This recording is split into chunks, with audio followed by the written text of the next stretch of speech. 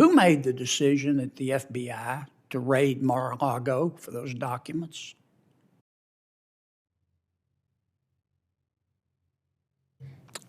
Well, I'm not sure there's a specific person that made the decision. It was the investigative team that was on that investigation, working with the prosecutors on the case. Why didn't you just do a consent to search and avoid all the drama? Well, you, but whoever made the decision. Yeah. Well, let me try it this way, because obviously we are talking now about not just an ongoing investigation. That's not just an ongoing investigation that's being led by a special counsel, but an ongoing investigation being led by a special counsel that's in front of a court with likely very strong views about what it is I can say publicly, which gets at some of your gracious comments about public commentary about cases. But I think if you, in that particular instance, if you look at the affidavit in support of the search warrant, and more importantly, the pleadings that were filed by the prosecutors in the case, they lay out in a very detailed way all the efforts that were made to ensure compliance short of proceeding to a search, as well as now has been charged, actual obstruction of justice. And so in my experience, again, speaking more generally now, both as a line prosecutor and now as FBI director, when it comes to obtaining classified information, retrieving it, we typically pursue the least intrusive means possible, but if those don't work, and certainly if there's obstruction of justice, which in this case as found by a probable cause standard by the judge, then it's pretty typical to resort to a search warrant.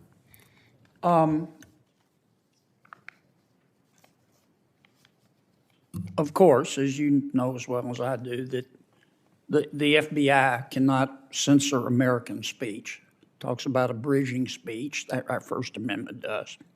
At one time, I think it was during your tenure, the FBI had 80 FBI agents working with social media, encouraging social media to take down accounts and remove, quote, disinformation and election interference. A district court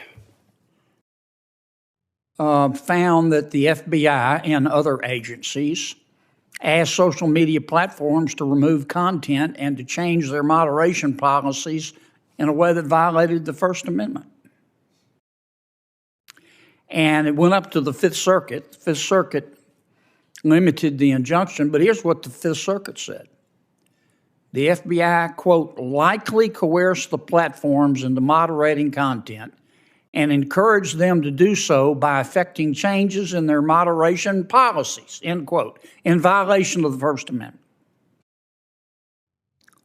The FBI agreed with the plaintiffs that, quote, I'm quoting the Fifth Circuit, federal agents ran afoul of the First Amendment by coercing and significantly encouraging social media platforms to censor disfavored speech, including by threats of adverse government action, like antitrust enforcement and legal reforms. That's serious. Is the Fifth Circuit wrong? Well, as you may know, first off, let me just say the opinions talk about a whole bunch of other executive agencies besides the FBI, and I'm not going to speak to what the other agencies did or didn't do. But well, you weren't the only one. It was the White House. It was Homeland Security. But your folks were there too, all 80 of them, 80 agents. Well, but combing social media every day, calling Twitter, calling Facebook, take that down. Get rid of that account. And it wasn't just on election interference. It was on COVID vaccines. It was on lockdowns. So a couple things, and I appreciate the opportunity to clarify this. So first, on things like COVID vaccines and stuff like that, the FBI had no role in telling anybody to take anything down. In fact, as you may know, the FBI was the only agency back at that time, and the only agency in the entire intelligence community to reach the conclusion to moderate confidence that the origins of the pandemic were most likely a lab leak in China. We were the only agency, so we most certainly were not encouraging anybody to communicate differently on that. Second, even on the topics we did communicate with social media companies about, from everything I've seen, we in fact did not instruct anybody to take that information down.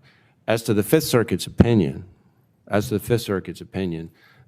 you may also know, we actually hotly contest a lot of the findings, and not just the legal conclusions, but the actual factual findings, and the department has sought Supreme Court review, asked them to vacate the injunction. The Supreme Court's not only vacated the injunction, but granted cert, so I probably should leave it at that. Let me stop you a second. I've gone way over. I want to ask you one last question.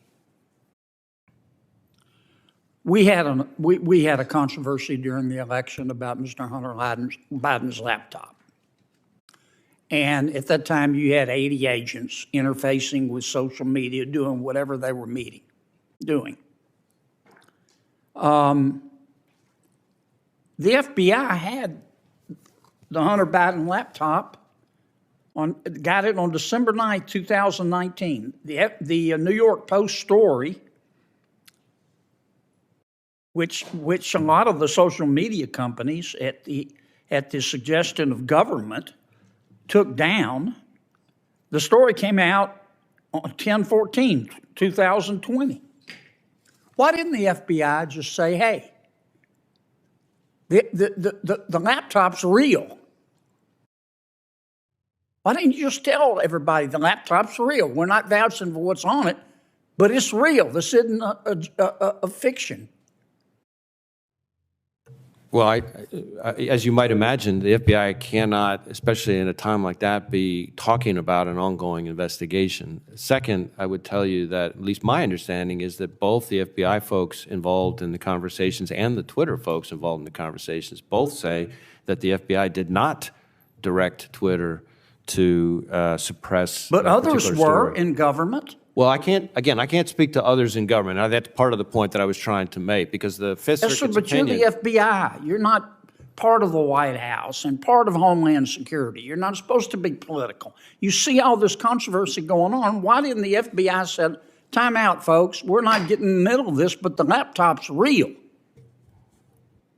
Again, we have to be very careful about what we can say, especially in the middle of an election season, because that's precisely some of the problems that led to my predecessors' negative findings from the Inspector General. Did you hear a gavel? Thank you, Senator I heard Kennedy. a gavel.